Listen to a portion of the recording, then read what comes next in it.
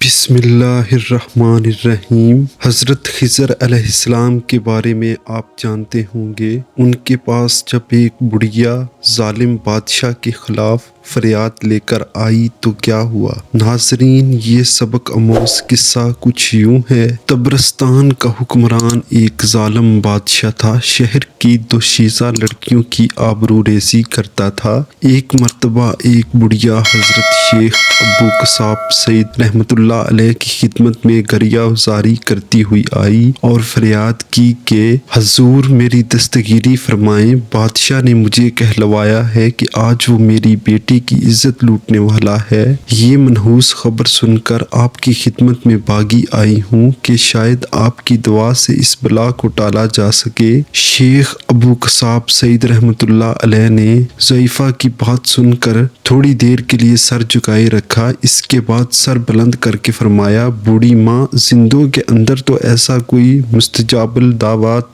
नहीं रहा। तू फलां कब्रिस्तान जा, वहाँ तुझे ऐसा शख्स मिलेगा, वो तेरी हाजत पूरी करेगा। ज़ईफ़ा कब्रिस्तान में पहुंची तो वहाँ एक शकीलो राना खुशपाश नौजवान से उसकी मुलाकात हुई, जिसके लिबास से खुशबुओं के फुआरे उबल रहे थे। ज़ईफ़ा ने सलाम किया और जवाब के बाद नौजवान ने ज़ईफ़ा के अहवाल पूछे। उसने सारा माजरा कह सुनाया। नौजवान ने ज़ईफ़ा की पूरी बात गौर से सुनने के बाद उससे कहा, तू फिर शेख अबू सईद की खिदमत में जा और उनसे दुआ के लिए कह, उनकी दुआ कबूल होगी। ज़ईफ़ा ने झुंझला कर कहा, अजीब बात है, जिंदा मुझे मुर्दों के पास भेजता है और मुर्दा मुझे फिर जिंदा के पास लौटाता है और मेरी हाजत रवाई कोई नहीं करता। भला अब मैं कहाँ जाऊँ। नौजवान ने फिर ज़ईफ़ा से कहा, तू शेख अबू सईद की खिदमत में जा, उनकी दुआ से तेरा मकसद पूरा होगा। ज़ईफ़ा फिर शेख अबू सईद के पास आई और सारा वाक़या अर्ज किया। शेख अबू सईद ने सर झुकाया और उनका जिस्म पसीने से शराबूर हो गया। फिर एक चीख मारी और मुंह के बल गिर पड़े। इसी लम्हा शहर में शोरो हंगामा की आवाज बुलंद हुई। लोग कह रहे थे, बादशाह फलां ज़ईफ़ा की बेटी की आबरूरेज़ी की नीयत से जा रहा था।